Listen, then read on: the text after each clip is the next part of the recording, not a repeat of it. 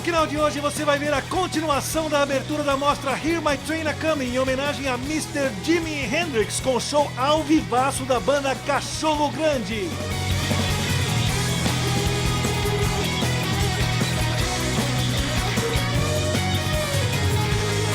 Depois vamos viajar para Ilha Bela, no litoral do estado de São Paulo, numa viagem cheia de visuais fabulosos e um show com RPM mandando a maior sonzeira. Bora navegar!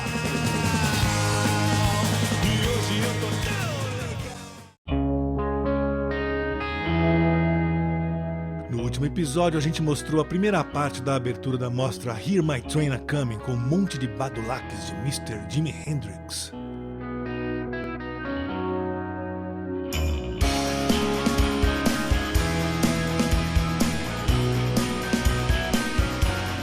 Eu bati um papo com a sua irmã Jane e dei uma boa olhada na exposição, que estava muito legal, com roupas, um cartão postal escrito à mão pelo próprio Hendrix, equipamento de som, guitarras, tudo, um monte de coisas do período em que ele morou em Londres. Nada pra lembrar, só fotos e mensagens no celular.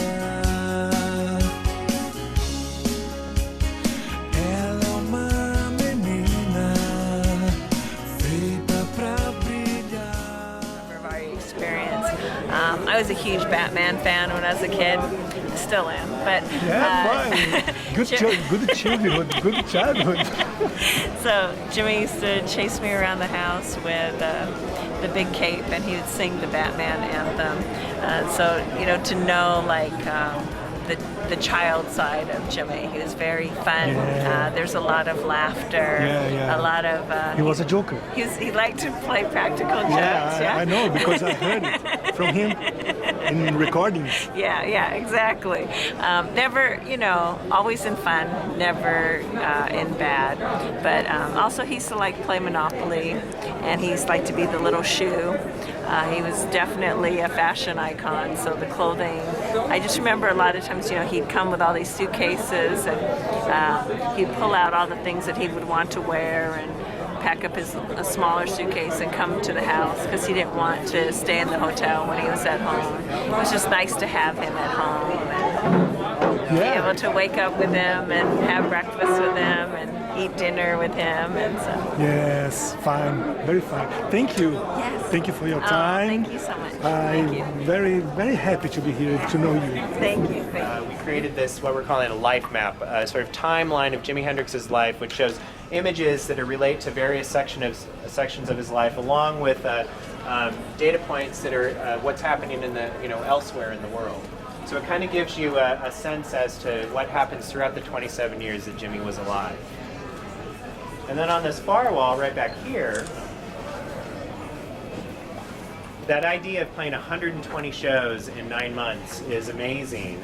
And for me, as an American, not knowing British geography or what central London looked like, I wanted to plot out and give people a sense as to where he was going in that 9 months.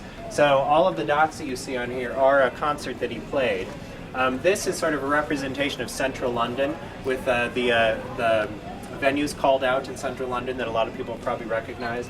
And then these are all the shows that he was playing throughout England, Germany, Scandinavia, France, and Belgium. And they're all color-coded depending on the singles that were released and the Walker Brothers tour. They do a section on Woodstock, which is probably the most famous concert that Jimi Hendrix played. And we have Jimmy's signed contract for Woodstock here, which he would release, he'd receive $18,000 US for playing in Woodstock, which was quite a small sum even for him at that time. He was actually the highest paid rock performer in the world at that time. I think his Madison Square Garden concert, he got paid $300,000. So $18,000 is not very much. But perhaps one of the most iconic objects in our entire collection is the white Strat, the guitar that Jimmy played at Woodstock that you see on the video right here.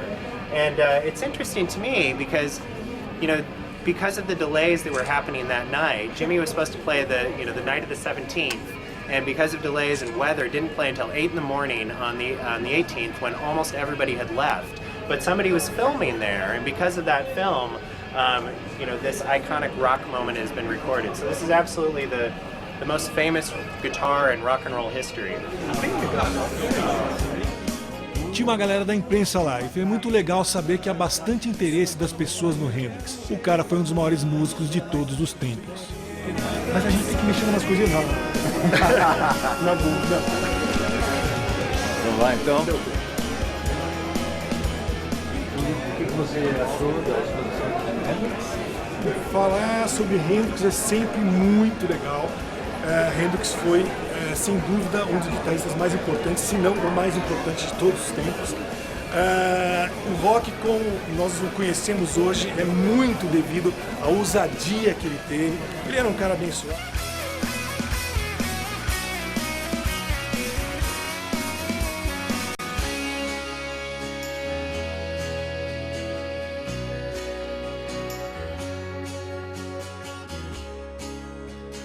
Chill out na piscina,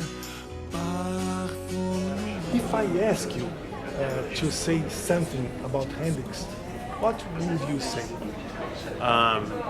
Well, Something you like too much. sure. I think what I like about Hendrix and why it's always interesting to continue doing exhibitions on different aspects of Hendrix's life is that even though he only lived 27 years, all of those years were so full of amazing things. You know, the fact that he was living in Seattle when, you know, the Louie Louie phenomenon happened, you know, that he was playing in the same clubs that Quincy Jones, you know, played in. That, you know, when he was playing on the Chitlin circuit, he got to play with bands like the Isley Brothers and Little Richard and Ike and Tina Turner. Or when he was in Greenwich Village in New York in '65 at the height of like kind of folk and blues revival, you know, he was playing in the same clubs that Bob Dylan was playing in. You know, he played with John Hammond Jr. You know, I mean, all of these amazing aspects of his life. So by the time he got to London, he was already had a lifetime of musical experience. And to me, I think that's fascinating. Very young and very rich Yes, very rich. musically. Very rich. Okay, thank All right? you. Yeah, thank you.